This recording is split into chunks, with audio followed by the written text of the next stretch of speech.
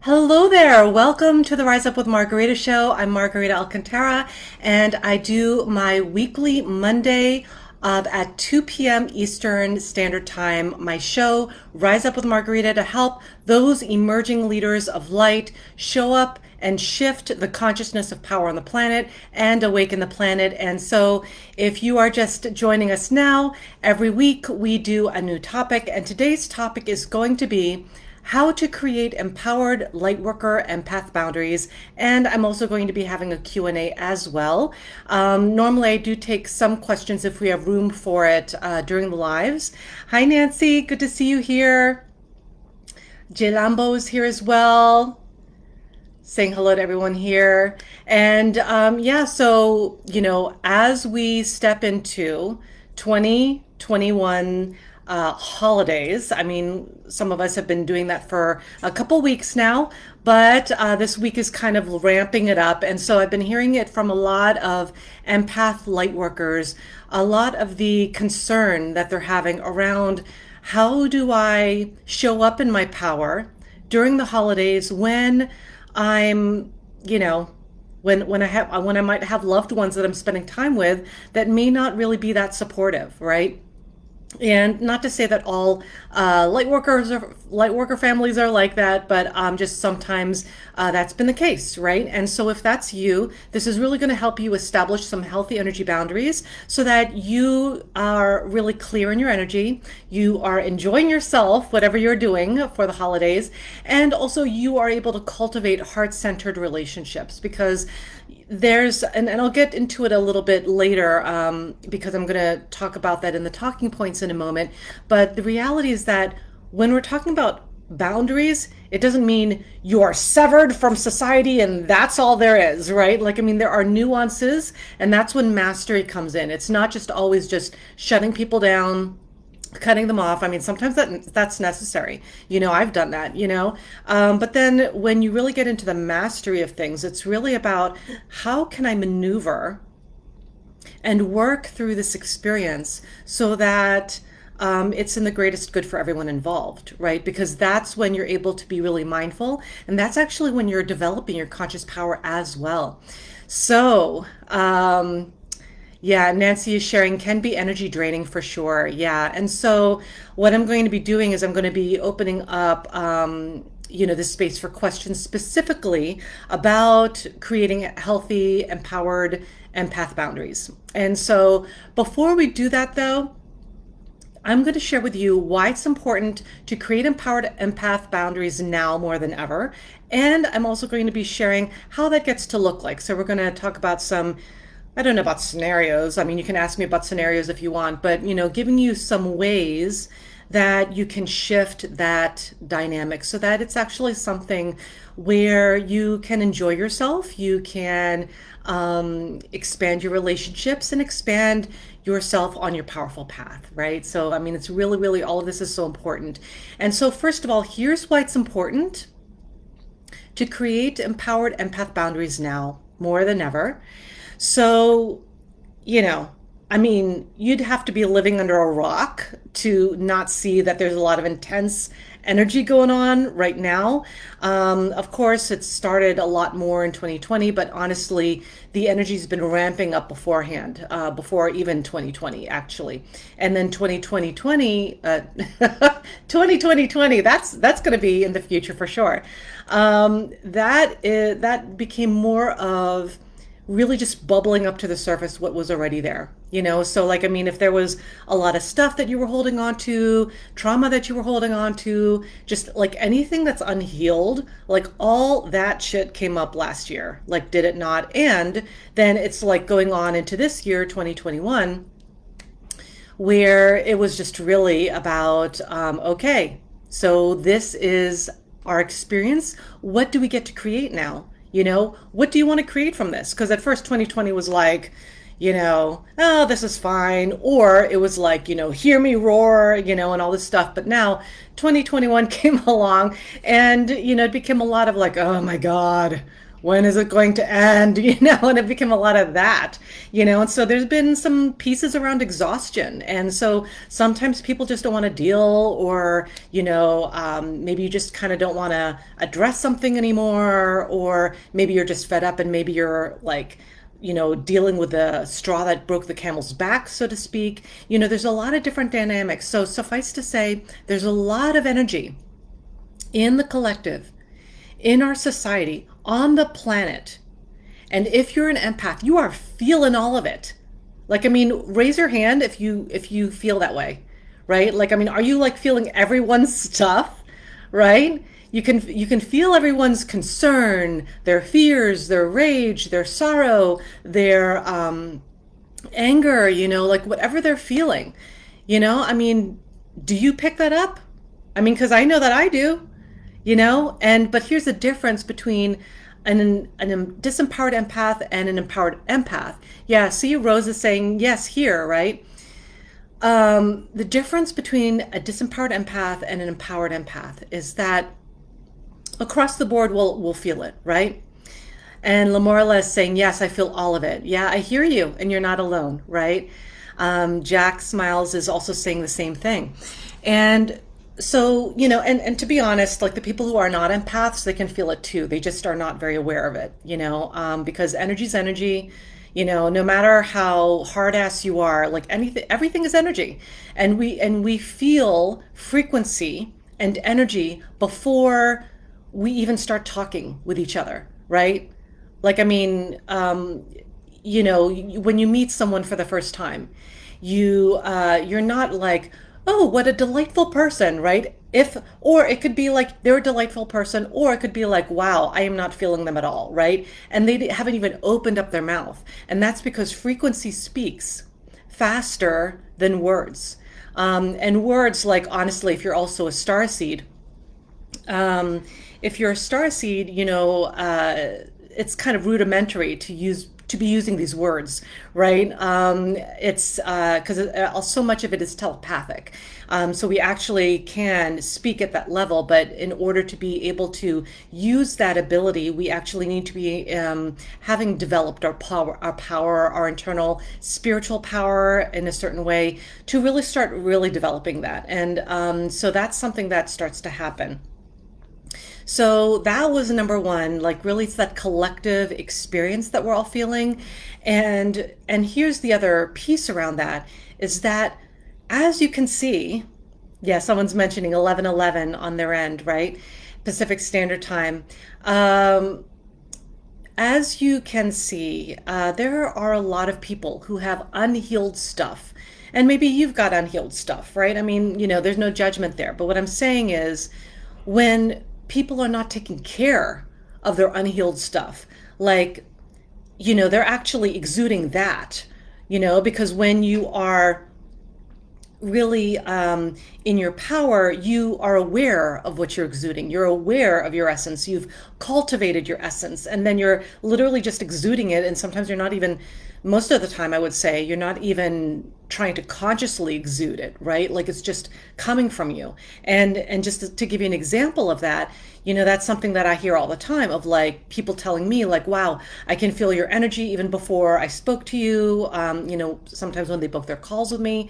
Because again, energy is energy. And so that same thing goes with someone who's not very responsible with their energy, who is not even aware, they might not be awakened yet, and so there's a lot of unconscious projecting going on when someone has unhealed stuff, meaning that when people have a lot of unhealed trauma that they haven't dealt with, they haven't looked at, they haven't resolved and healed and transformed, then all of that hurt and pain and rage is actually going to be projected outwards.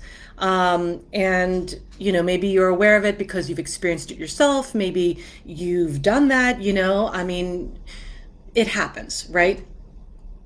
And so when you are an empowered empath, you are actually understanding this, and you can feel that, and I mean, that's something that I had to, just to be honest and to share a very brief story. A lot of people are like, wow, how do you live in New York City? like I have since like 89? How do you live in New York City and not get overwhelmed with the energies?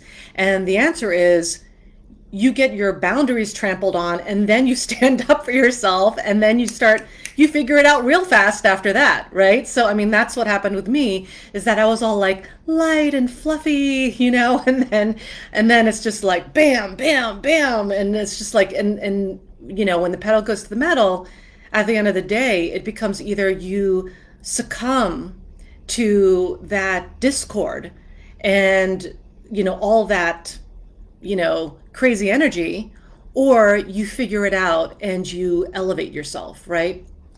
So many things here, right? And I'm seeing some questions pop up, and I will answer this one. I'm going to encourage you guys to bring the questions a little bit later. So, if you want, you can jot down like somewhere nearby about your questions so that we can really answer that later.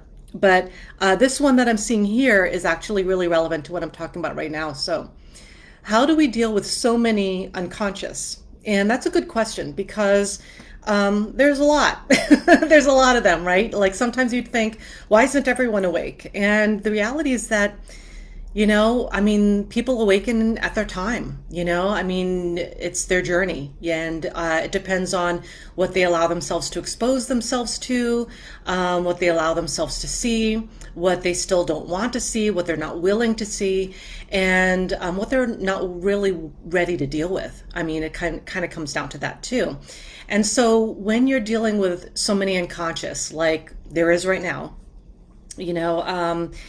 it's really about cultivating your healthy energy boundaries, yes, really having a development of compassion, and really understanding where people are at and just maneuvering the best you can through that. So here's what I mean by that, because, there's a lot of division programming going on, a lot of scarcity programming that's being instigated by social media, by the mainstream news. It's rampant in society in terms of how people believe, a big scarcity experience and mindset around there's not enough love, there's not enough health, there's not enough money, there's not enough integrity, there's not enough for all of us, there's not enough to go around, right? Like there's a lot of that programming that is part of the scarcity programming that is actually false. And, because the reality is, and I'll give you a quick example of this. There was someone who had written a comment on one of my posts saying, well, that's all well and good, Margarita, but it's a privilege to be connecting to people. It's a privilege to have community. And the reality is it's not a privilege. It's not something that you have to work for, or that you have to be a nice person in order to get, or you have to be deserving to have it, right? Like everyone has access to everything they want, and if you want community, you don't have to like go out and then be privileged and then make a community, right? Like you simply make this shift within yourself around, yes, I want to experience a higher level community experience. I want to experience, maybe if it's a mastermind, of people who are like-minded, or maybe a best friend or a romantic partner. That shift doesn't come from privilege. It comes from the shift within yourself that you make so that you can attract that level of people in your life, right? And the same goes too with healthy energy boundaries. It's like about what is it that you want to consciously be creating. So in regards to the whole unconscious question and dealing with unconscious folks, it's really those things. And the compassion does not mean, and let me clear this up for you now, because some people think compassion means being soft, being weak. That's not what compassion is. Compassion, when done right, it takes a badass, a spiritual badass, to actually implement loving measures of kindness and compassion during moments where it's so easy to, rip someone a new one, honestly, it's so much easier to do that. And I know because I've been there. You know, like when I tell you that I fluctuated through that whole empath experience, like that's part of it. And just to share with you, because maybe some of you are experiencing this right now, how this empath experience happens. And I was talking about this with a client who's developing her empath boundaries right now. And, you know, and this might be reflected in your life right now. So I'm going to share this, is that, you know, what happens is that first your energy boundaries get crossed, right? So meaning like, you know, you drew a line in the sand somewhere and then someone stepped over it, and maybe they were even actually very proud of themselves for stepping over that line, right? And then you get upset because they cross that empath boundary. And then what happens then is that then you end up swinging to the extreme of now no one gets in, right? No one crosses, you know, like fuck y'all, you know, like, I mean, that's happened, right? And then you just like get into this rage of like how angry you are about getting your boundaries crossed. And all of this is normal. I just want to tell you that all of this is normal. Lucy, hey there. She's saying, great topic. Thanks. You're welcome. And, you know, so that's what's going to happen. And then after you get pissed, you then go into this place that's kind of in the middle where you're more in neutrality, right? So at first you're kind of like not putting down any healthy empath boundaries, and then, you know, or you have, and then they got crossed. But either way, eventually someone oversteps, and then you go balls to the wall with your empath boundaries, where then you're just kind of shutting people out left and right. And then you could start going into a mastery around it, which is then when you kind of land in the middle, and then you will have levels and nuances of energy boundaries. So we're going to talk about that in a little bit. So I hope that answered your question around dealing with the unconscious, folks. And so another reason why it's important to create empowered empath boundaries now more than ever is because the collective fear, like I said, is in a high state, and you need to be grounded in order to be of service. So if you are here, usually that means you're a light worker on some level, meaning working with light. You've got a high light quotient. You actually work with energy and light frequencies to assist humanity, right? And oftentimes this might traditionally look like energy work, providing energy work, on some kind of level. And if you are really prioritizing making impact in the world, you will actually be creating offerings around these services. And so when you do that, it is imperative for you to be grounded as an empath, as a light worker. Like, I mean, there's literally no argument about this. You must be grounded when you are doing work. Because if you're just up in the ether, and I talk about this all the time, and sometimes I even poke a little fun at it because starseeds tend to get like all, you know, up in the cosmos, and then they don't come down, and then they've got all these grounding issues, right? And I talked about that in the previous live about what that looks like. But when you're not grounded, you don't accomplish what you want to accomplish. Like maybe you will accomplish being cosmic. You'll accomplish connecting with your star family and with beings of light on the galactic level and angelics and people like that.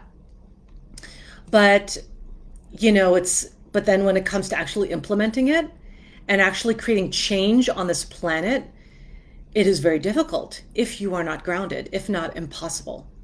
And so that's why if you don't have these healthy energy empath boundaries down, you're going to be like just out there floating around, and, you know, and you're not going to be making your impact in the world because you're not grounded. And so that's so, so important. So I just want you to know that. Also, because knowing and cultivating your energy is super important right now. And so, I mean, it was important first of all, okay? Like it's always important to be in your power. But, you know, before, light workers are like, yeah, that might be a nice thing to have. It might be nice to be in my power someday when I'm not trying to figure out how to pay my bills or not serving my clients, right? What don't you get about being in your power, being integral in all of your life, right? And now some people are getting it. Now some light workers are getting it, that it's not just a nice thing to be in your power anymore. Like you have to be in your power or else you're going to just like succumb to all the crap that's out there, right? And not only that, because number one, first and foremost, it's about you, right? You get to be empowered, but also because, if you're like most people, you've got a life to live. Maybe you have a family, maybe you have children, maybe you have a business that like you're starting to pivot around now because of all the things going on in the world. Maybe you've got certain friendships that are starting to shift, which always happens when you are awakening and showing up in the world, right? Is that your relationships start to change. And if you're not in your power around all those things, and let's not forget those pieces around love. If you're not empowered in feeling loved or knowing that you are love, if you have issues around money, receiving money, you're going to for sure have issues paying your bills. For sure, if you're a light worker, you're not going to ask for the level of transformation that you are providing, which is reflected in the investment level people are paying you for, right? So there's going to be all kinds of things and issues that will reflect you not being connected to your power. And right now, it's going to show up as having your boundaries crossed, as, like just being in survival mode around your bills, around your existence. It will look like, not being grounded, not knowing your worth, not feeling you're worthy, and all of these things are completely connected to your power. And so that's why it's super, super important to be connected to your energy, to be connected to your heart, and be connected to your purpose so that all of these things can just simply start to gel, if you know what I mean. Okay. So just kind of scrolling through some things here. And so here's how it gets to look like when you have empowered, healthy energy boundaries, okay? So one is like, so there are different levels. So when you first get your boundaries crossed, or you don't have any boundaries, and then someone, takes advantage of your kindness or whatever, right, like that, or they do something unkind as a result of you not putting up some healthy energy boundaries, what might be the tendency is to then swing to the extreme and then to just be in the, okay, everyone's cut off, everyone's off, everyone's on my shit list, everyone's cut off, right? And so sometimes when we're in that energy, that can be a way to address things, right? But I would not recommend it. Sometimes that is necessary though. Like if you do have extreme toxic coworkers or something, for example, or toxic family members or people who in your life who are extremely toxic, sometimes that might be the best next step. But everyone's experience is different, right? So in other words, there's not a blanket experience that you get to experience around this, right? So that's one way, is to just like not be in contact with that person at all. That's one way. Another way is you can have heart-centered conversations about what you're okay with, what works for you, and what doesn't. And this might work really well as you start to get into the mastery of things. Because sometimes you'll have like a family member, like someone that you really care about, that you do want to have a relationship with, like a healthy relationship with. And maybe you still do want to talk with them, right? Not saying you have to, but you can if that's what you want. And so one of the ways to open up that conversation is really just kind of be really honest about it and how it's affecting you. Like maybe a certain action might be affecting you a certain way, and then making a request about, in the future, can we XYZ? Or it can look like, when XYZ happened, that was not okay with me. What would work better for me would be ABC, right? So that might be a way to start opening up some heart-centered conversations if you don't want to like cut them off, right? Sever that connection. And so there are ways to do that. There are ways to be present with people you love without severing the whole experience and the whole relationship. Unless you want to, you're a sovereign being and you get to make decisions. So that is another way. And yet another way is to have some distance, maybe not cut them off entirely, but maybe having heart-centered conversations might not be completely possible for whatever reason. And so, having some healthy distance, loving them from afar can be another piece too. And so let me know if this is helpful. Is this helpful for you? I'm seeing, thank you, makes so much sense.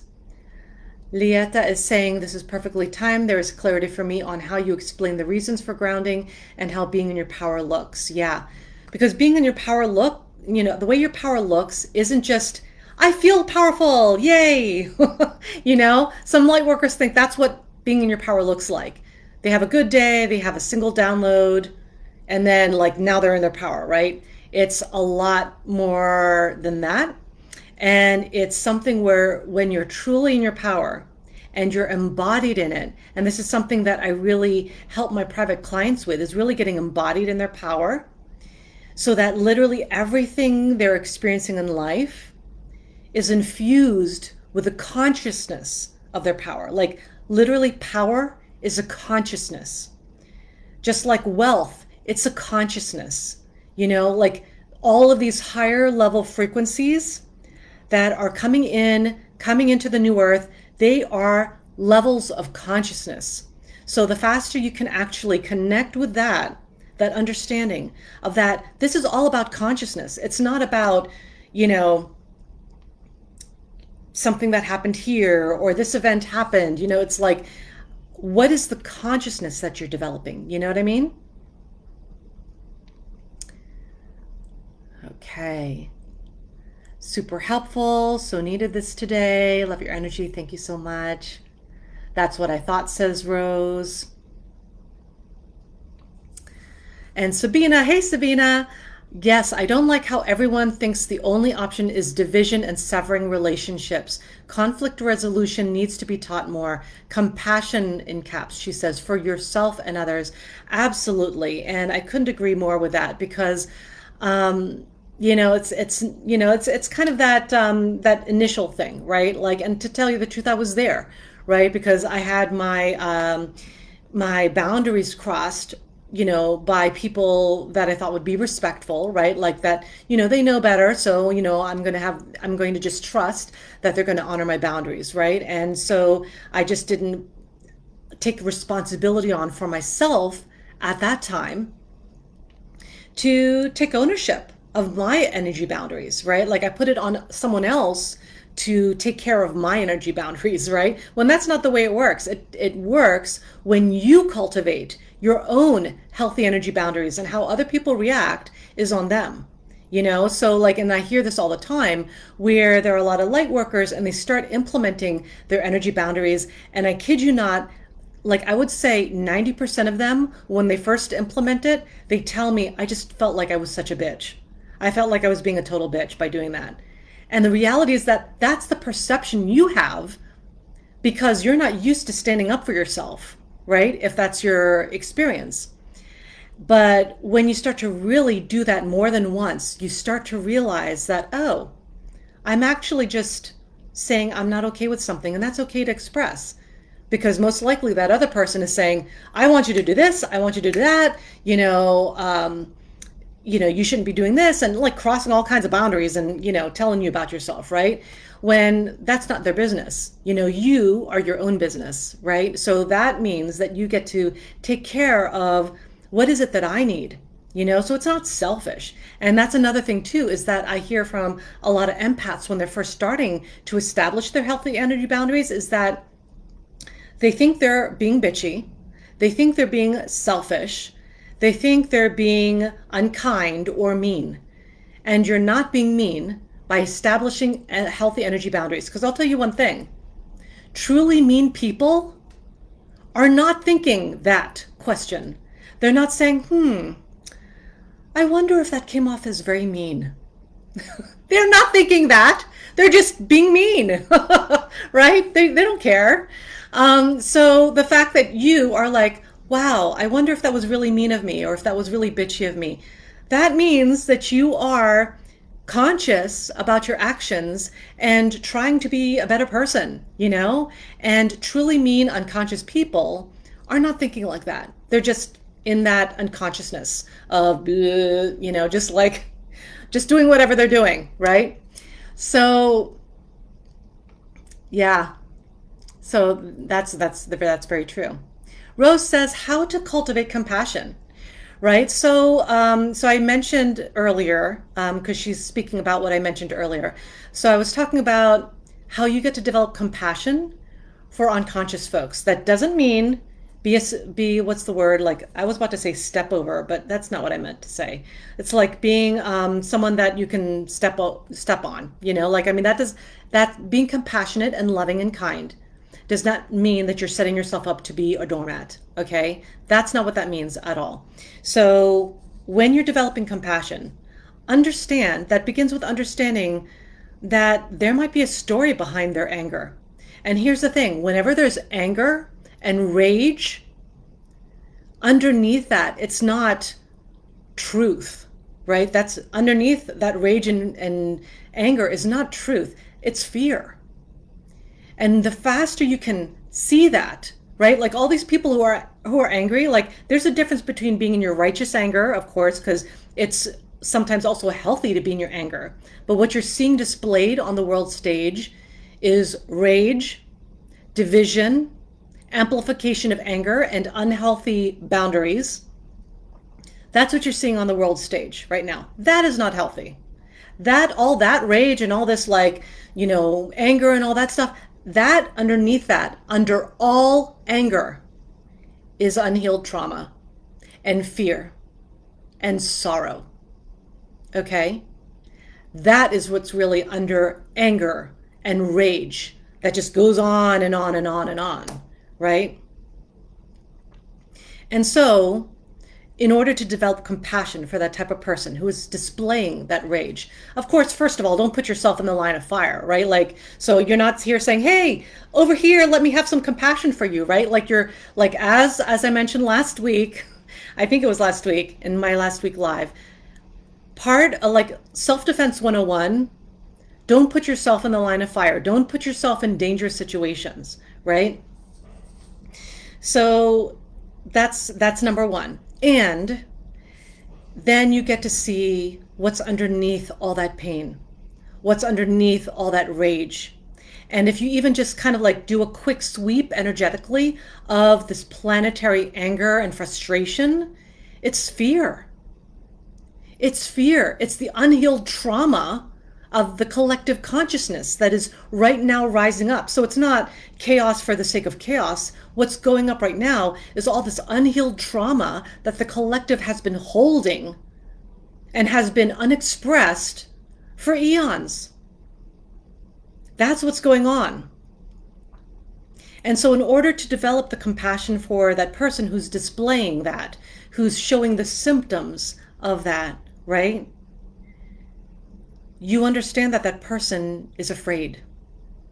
You understand that that person is sad.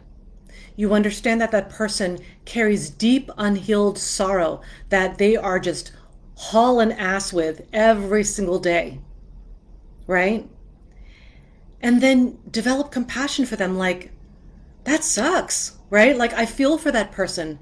That's where the empathy comes in. That's when you can be empathetic to that person's experience. Now, being empathetic does not mean take on their shit. There is a difference between I feel for you, I send you so much love, I'm praying for you, and I get it, it's tough. And the other side of that is, let me take that pain on for you. Let me hold that for you. That is when you're going into the danger zone. Because every single time, and you've heard me say this many times before, once you cross that line, you are taking up that person's pain, anger, rage, emotions, and even health issues.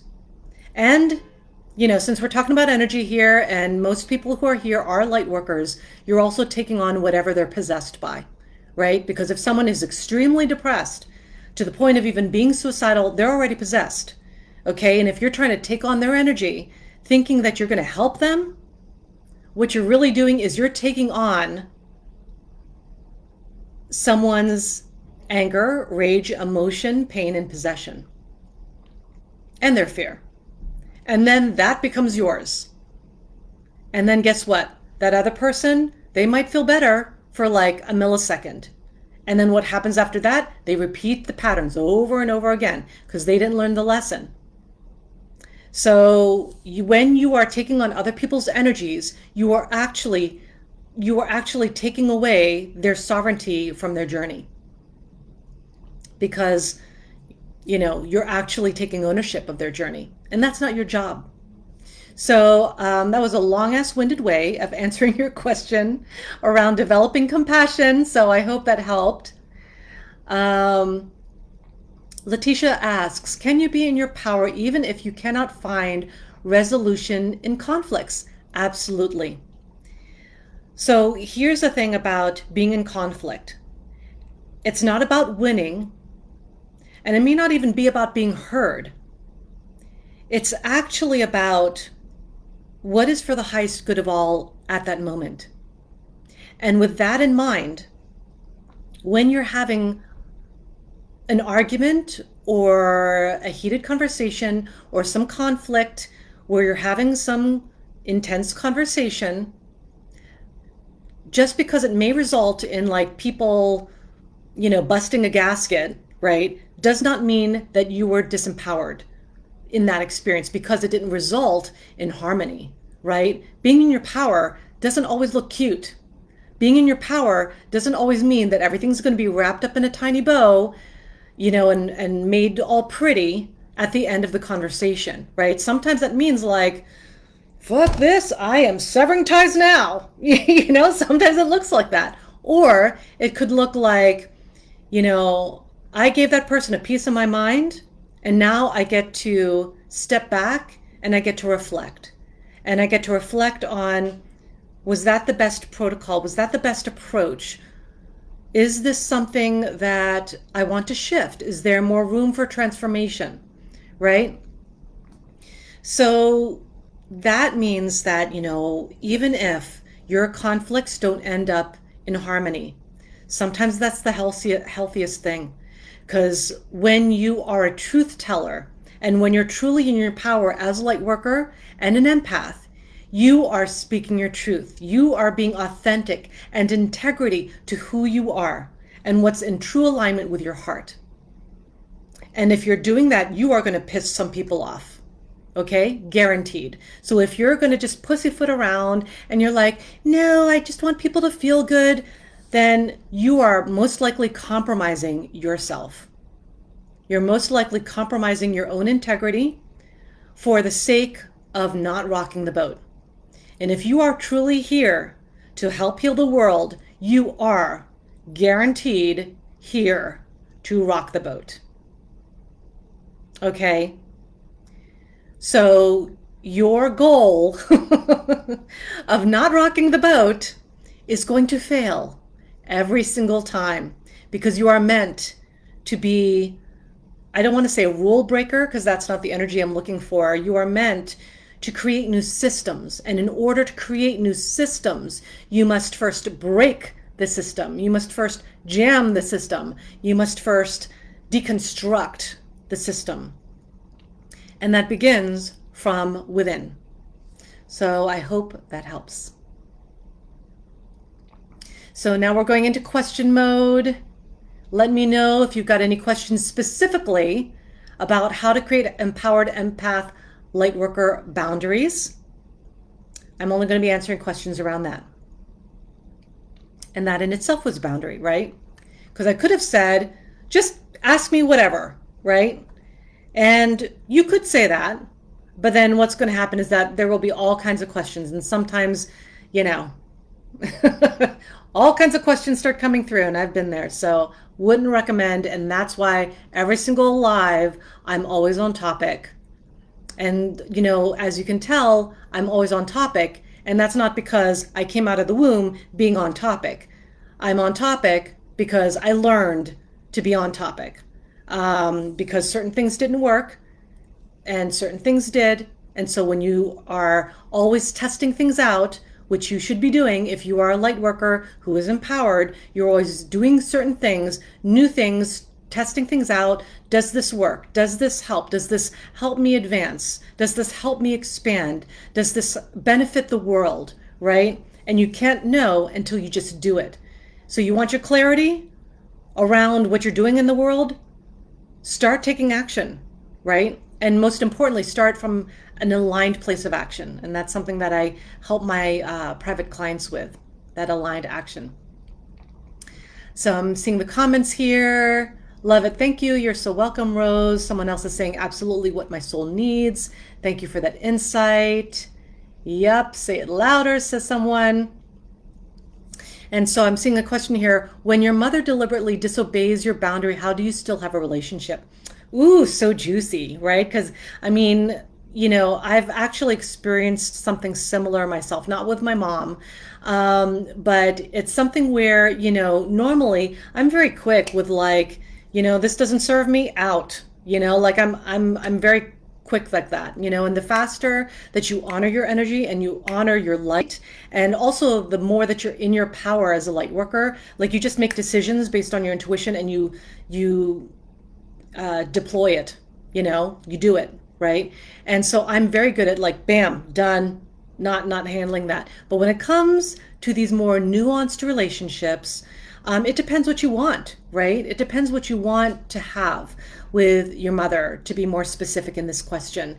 So if you still want to have a relationship, which it sounds like you do, then you get to call the shots about what you want that relationship to look like. So now it begins with intention, right? What is my intention? What do I want to create?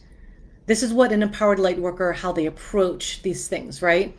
The disempowered light worker, they're going to be like, oh my God, my life is terrible and everyone hates me and, everyone's being mean to me and I don't have a choice in anything, right? That's what the disempowered empath and light worker, that's what they say. The empowered light worker and empath, they'd be like, okay, so that was not the desired effect, right? And so she did, trespass on my healthy energy boundaries. So what do I want to do about that, right? Because that was a decision. Whether or not a person is unconscious, they're still making decisions, even if it's the decision to stay unconscious. So if your boundaries have been crossed, you get to make some decisions. What do you want? Get clear on what you want. If you want to, you can actually journal this down in a diary, in a journal, just to kind of flesh it out, maybe think about it a little bit. What is it that I really want from this relationship? And then go into, is this possible? And first of all, anything and everything is possible all of the time. So if this were possible, what would be required of me in order for this to happen? And in that moment, you might realize that maybe it's just a tweak within you, or you might realize that it might not be possible in this instance because of maybe how your mother is, right? And so then if that's the case, then it becomes like, okay, so I understand that she may not be willing to meet me where I'm at with this. So then what? What is the reality I want to have? What type of relationship do I want to have with my mom? And then see what you can do towards that. And then the rest, you basically leave it up to God, right? Because you can't control your mom. You can't control other people, but you can control what you decide to do. And you get to control how you react, right? So I hope that's helpful. So boundaries about discussions about jabs or no jabs with family this holiday.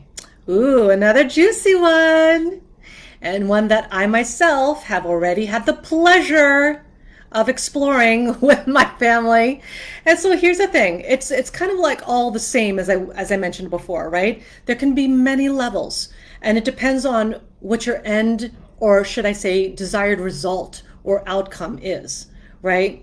So, you could just shut it down and be like, I'm out of here, and drive off into the sunset, right?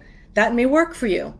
Another option could be more like, I love you, and because of that, I want to let you know that I won't be discussing that topic during my stay here, or something like that, right? You can just let them know exactly what is okay with you and what's not. And then if they decide to cross that boundary and move forward with it anyway, then you get to make another decision. Or you get to make a heart-centered conversation around this. And, but I would not recommend, I'll just say this about this, I would not recommend trying to convince them in that moment about what you feel is detrimental for them or not. Because if they're truly in a different state of consciousness as you, they will not be able to comprehend that level, I'll just call it. They won't be able to comprehend that level. And so you offering to shift their mindset, especially if you've already gotten heated, right, would not be helpful. It just wouldn't, because they're not going to get it.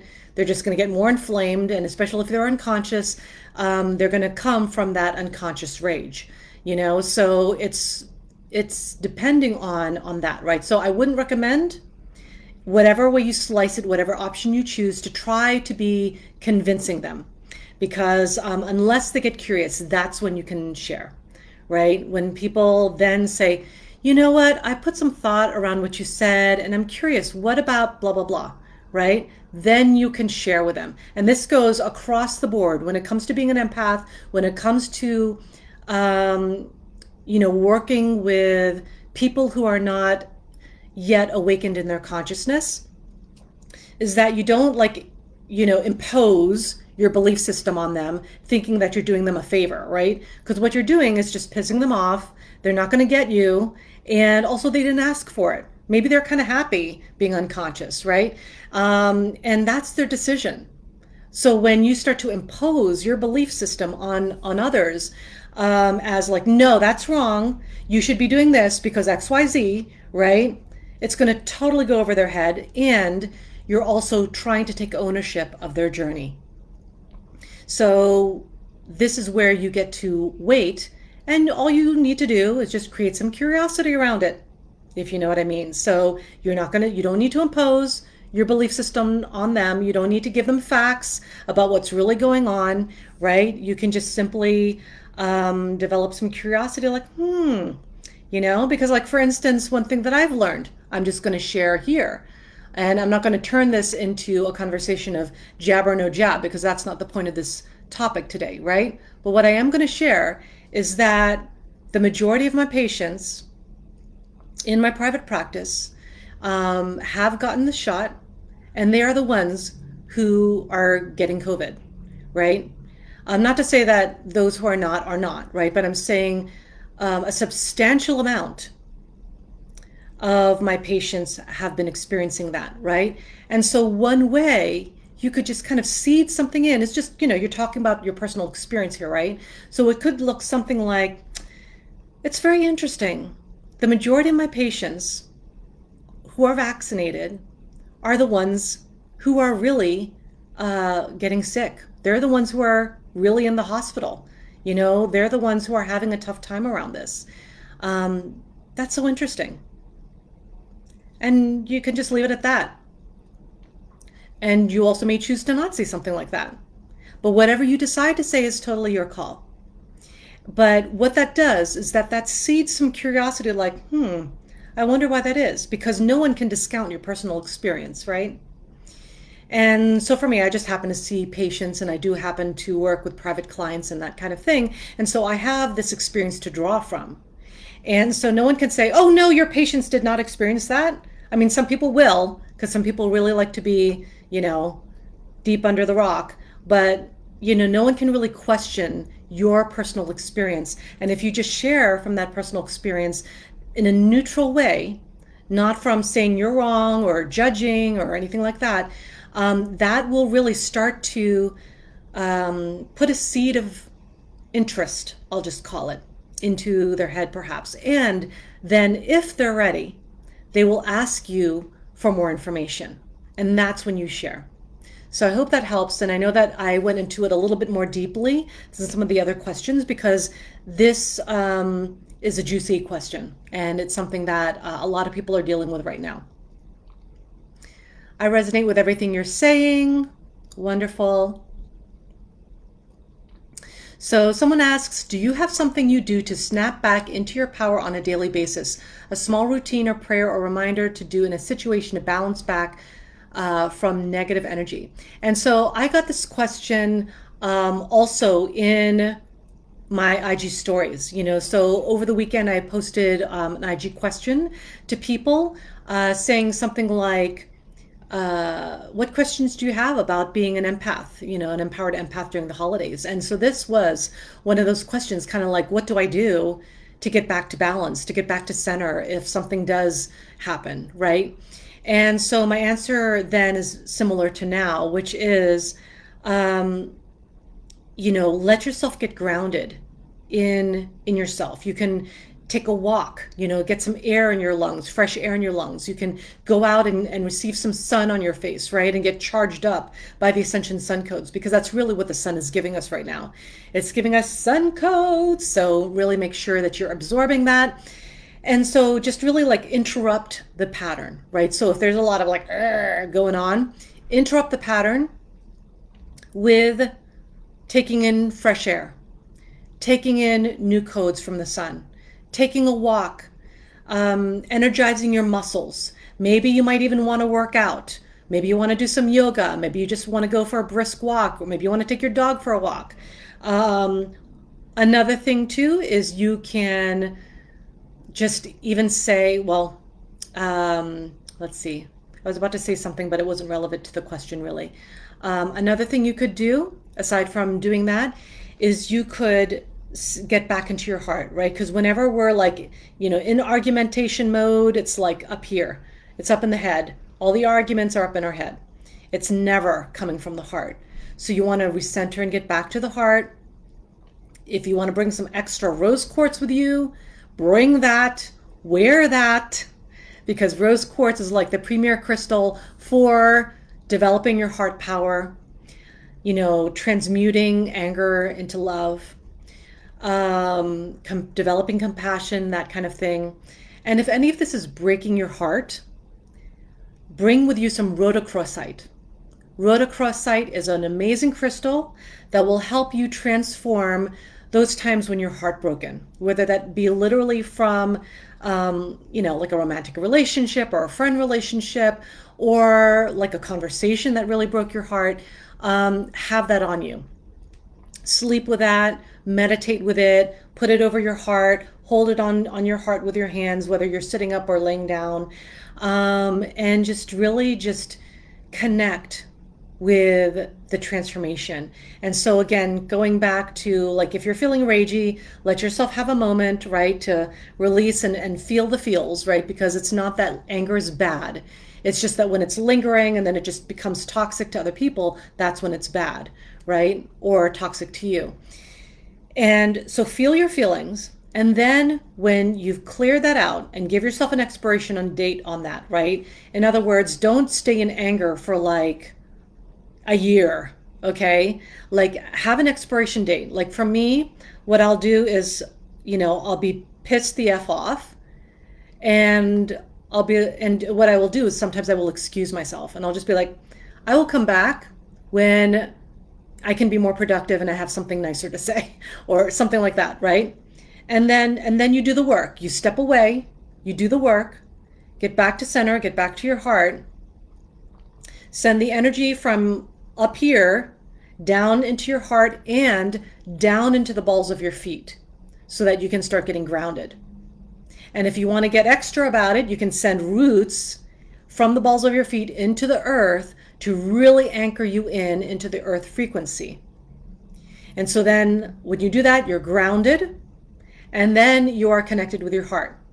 Then from the heart, then you can make some better choices, right? Because when you're up here and you're pissed off, you are not making good choices. When you're connecting with your heart and you're operating from that heart level and that heart power, which is something I teach my private clients about, and also they receive numerous activations on a monthly basis, right? Like activations and upgrades and coaching around this too, then you can really make a conscious decision that is more aligned with you, more aligned with the result you want. And then you can say, okay, knowing what I know now, what is the end result I want? What do I want out of this whole experience? And maybe it's just, I just want to get through the rest of my time here, you know, with my family or doing this get together or whatever, right? And then if that's the case, then it's like, okay, then who do I get to be so that I can attain that goal? And so this is actually an approach for pretty much everything, right? So that's how you can approach that. I hope that helps. Yeah, so Sylvia was mentioning, thank you, we are split right down the middle with that subject. I hear you.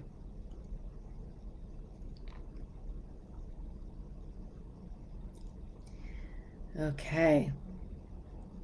Love this. Will be so helpful this holiday. I'm so glad to hear that.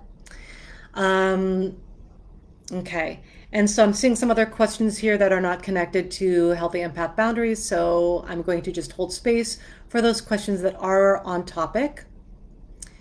Lisa says, which crystal? So the one that's really great for the heart is rose quartz. Do I have some? Okay. Oh yeah, I do. I kind of do. So I have, you know, because I'm also a Chinese medicine practitioner, I have these, I have a jade roller. I have a jade roller. Jade, you know, I won't go into all the amazingness of jade, but it's used in Chinese medicine for a reason. But I also have a rose quartz roller. And so rose quartz is pink. It's always pink. Sometimes it's like a light pink or a darker pink or like a white pink.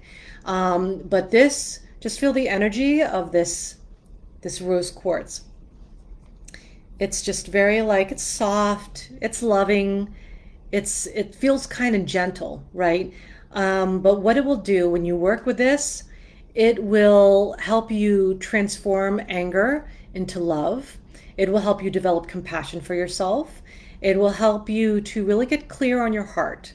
So that's rose quartz. The other, and literally I have it right here, right? Because like sometimes what I do as part of my own personal self-care, I'll just be I'll be rolling that stuff on my cheeks and my face and all that good stuff, right? Because it's healthy for you. You're literally like rolling love all over your face when you're using rose quartz rollers. With jade, jade is also actually very good for the heart and the heart chakra. It's more of the empowered heart. It's more of the its connection with blood, and that's why Chinese medicine practitioners use jade. So I might as well just mention it because it connects with the heart too. So jade comes in various shades of green, and sometimes they have like, you know, as you can see, there's different like levels of colors of green in this one. And so very kind of like about the power heart, the courageous heart. And also it has a direct correlation with qi blood, which is why it is in roller form. And so when you are using them, you know, it's really building that heart connection. And to be honest, also the complexion in Chinese medicine is a reflection of what we call Shen. And Shen is our spirit. Right? And so when our Shen is cultivated and honed, it can be seen in the face. So if someone has clear Shen, as we call it, not that their face is always clear, maybe it's often the case, but it's really about a certain type of radiance. And that comes from being heart-centered. That comes from doing your work and clearing out what no longer serves you. So that's also part of that too. Okay. Sun codes are not as easy to locate where I live, says somebody. Yeah, it's kind of like that way here. Even though I'm in New York, it's kind of sparing the sun codes. But the reality is that the sun is like, as long as it's day, there are sun codes. even if it's cloudy. That's why people will still recommend wearing sunscreen, even when it's cloudy, because there are still rays that come through, even if it's not bright. Okay. Yeah, someone is saying, was just going to say, bring a crystal, but in your bra or pocket works. Yeah, absolutely. So the way you can use it is crystals, and this is also in general too, but like in terms of rose quartz, rhodochrosite was the other one. So it's rhodo, R-H-O-D-O, crosite, C-H-R-O-S-I-T-E. So that's rhodochrosite, really great for when it's kind of like heartbreaking, right? To help repair the heart. So that said, make sure you're wearing it on your body somehow. As you can see, I'm always wearing crystals on me, because what it does when you wear crystals on your body, it informs your energy field of that frequency. And so like, I mean, I may not have it today, but like usually I have like crystals up into my elbows, practically, like on my wrists, right? Because all of them have a special purpose, and even my earrings always have a special purpose, right? Except for the hoops. The hoops are just cute. But like these earrings, when it's beaded or when there's feathers, that's because I'm a shamanic practitioner and it's really highly protective, right? So those are some things that you can do. But yes, in your bra or putting it in your pocket also works, as long as it's on your body. Okay. Yes, rose quartz is good medicine of unconditional love. Absolutely. Awesome. Never seen the rose quartz one. Yes. Someone is sharing, I have rose quartz gua sha set for my face and do rose oil on my face. Yeah, because rose, period, okay, excuse me, roses actually resonate with the heart chakra. So that's why, you know, if you're disconnected from your heart, surround yourself with roses, rose quartz, roses, cut roses, rose essential oil, rose water, you know, like, I mean, I got all the rose stuff action because I just love being around that stuff. And I spray rose water on my face every day. It's amazing. Okay, how do you release the energy of a person you used to hold space for, and now you feel their emotions and whatever they had inside, even if you tried to cut them out of your life? So I'm going to just share here, the reason why you still feel them, even though you feel you've cut them out of your life, is because you haven't really cut them out of your life, right? Because on some level, you're still connected. There's still a cord between you and them where there's room to stay connected, right? So when you're truly cut off, and that's also something I do some powerful cord cutting for my clients too, if it's required, right? Some people are already good with that. But when you truly sever those connections, they're done. And then you make intention around who gets to connect with your heart. And that could look like, you know, once you've done the cord cutting of all those energies of people who are not connecting to you with love, then you can say, now anyone, only those who come in love and peace are allowed into my heart. And that's a great way of putting healthy energy boundaries, so that only those, literally, so now your heart will only allow in those who come in love and peace. But the question was not that. The question was, what if now you're feeling their emotions already, right? And you thought you were disconnected from them. So one good way, and this is a little bit more if you're advanced with your energy. So one good way is to go to the astral plane. And, you know, just, it doesn't have to be a very special place, or you don't have to get very cerebral about this. Just like kind of, you can even imagine a bridge, right? Imagining a bridge, and then maybe you can meet that person there. Because I mean, if the person's energy keeps connecting with you, either they're siphoning energy from you, in which case you'll know, because you're going to feel drained, you're going to feel exhausted, and you might even feel angry because you're so exhausted. That usually means that you're giving your power away, or that you've allowed an opening between you and someone who's siphoning your energy, right?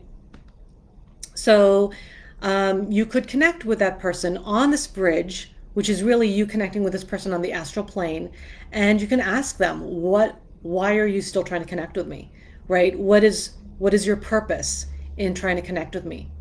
And then based on their answer, you can decide what to do next, right? Like, I mean, if this is someone you really no longer wish to connect with, then you can just state that, and if it's someone you really do want to connect with, then you can state that as well. And so that is one way to really address this, because then you'll get answers, you'll create some closure around it, and then you'll be done with that. And then you do some real cord cutting, right? And because I have a feeling some of you are going to be like, oh, I want to do some cord cutting. Maybe Margarita will do that for me. I don't do sessions. I don't do single sessions because my work is really deep and transformational. It's actually more like experiences. I provide experiences that also include coaching and mentorship, and it really goes deep and it really gets you results. But no, I don't do single sessions. Okay. All right, so does anyone else have any questions around this? I know I've answered a lot of questions. We're already past the top of the hour because you had a lot of good questions and observations to share. So I will take maybe one or two more questions, and then we're going to wrap it up for today. And so as you start typing that in, if you have any questions left for me, I do want to let you know this is the last live for 2021. This is the last Rise Up with Margarita show for 2021. So next week there will be no live because not only because I decided that, but also because I'll be driving back to New York City once all the festivities are over. So we'll be driving back on Monday, and so that's also another reason why. But also I just decided not to because it's time for a break, right? And you get to create your schedule the way you want, that's in alignment with the results you want to get and the experience you want to be having in this world and what you want to create. And that's what happens when you're a spiritually conscious entrepreneur who is very mindful about creating the kind of schedule that you want to be creating. And so for me, that means a really light next week where maybe I'll go on vacation, maybe not, because this weekend, that's not vacation, but I just might. And so I've made room for myself. That's also part of healthy energy boundaries. Ooh, I'm seeing a question here. I'm looking at the questions section. This is, I think, my first time doing that. So someone says, oh, okay, this is a similar question to what was asked before. How can one center in the moment when triggered? What crystal helps wipe the slate of negative feels? So I kind of answered that a little bit earlier, but this is a little bit of a slightly different take. A crystal to wipe the slate of negative feelings. So you want to ground your energy. You first of all want to connect with your heart, so that rose quartz, rhodochrosite stuff if necessary. And you also want to ground yourself. And also you can also use black tourmaline, which is highly protective. And honestly, it's probably the most protective crystal out there. It literally deflects negative energy, psychic attacks. Amethyst will, deflect the psychic attacks and help with your spiritual development and your higher consciousness. But black tourmaline is really highly protective. So this is what black tourmaline looks like. Just making sure people can see it. So you can notice that it has striations in its raw form, raw meaning that it hasn't been smoothed out or hasn't been tumbled. And so you can tell here that this has a lot of striations. So this is highly protective. So some of you may know my story where I used to work in a harm reduction agency up in the Bronx. And so I worked with a lot of people who were active addicts. And so some of them were in recovery, some of them were still using. And the whole thing with those who are in addiction is that those who are in the addiction are actually possessed, right? They've walked out, something else has stepped in, and they're also checking out from whatever they are experiencing in life, right? And so when that happens and someone is possessed, right? Like I was surrounded by that. And, but I still was able to show up and do my job. And again, developing my power and my strength and cultivating that by being in these types of situations.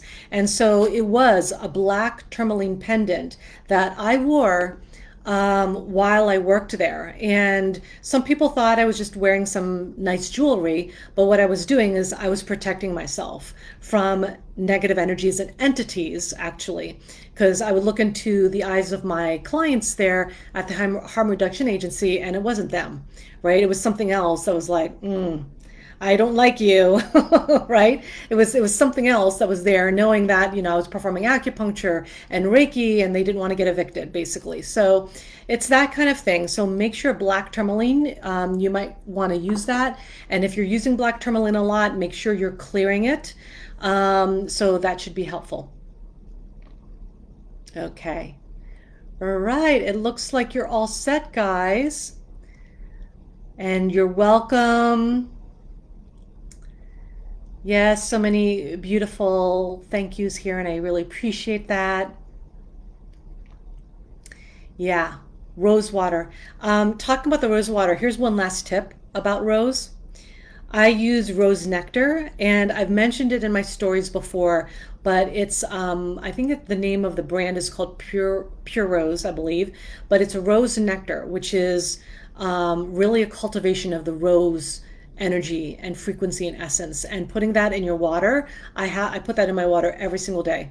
And I drink it every single day. Whenever I fill up my water, which is filled up with unfluoridated water, I literally have a filter that takes out the fluoride, and I put in a rose quartz into my filter to charge up the water with that love frequency, right? So I'm just like intentionally creating a lifestyle where I'm receiving love on drip.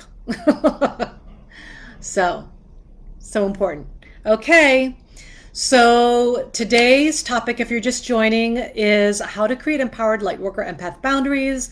And I covered why it's important to create empowered empath boundaries now more than ever, how that gets to look like, and I also answered some of your questions. So if you're just entering now, make sure you check the replay, and it will be here on Facebook in the video section, and also here on Instagram in the video section. So you will get to see that for replay if you want some reference.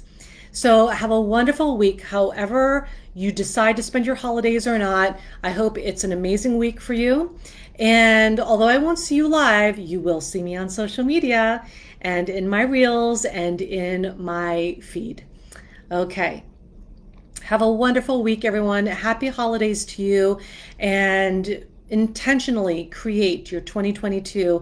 And if some of the things that I've been sharing around cultivating your power is resonating for you and you are ready to cultivate your power at the next level, DM me if you're ready to be supported in your power in 2022. Okay? Much love, light, and power, everyone.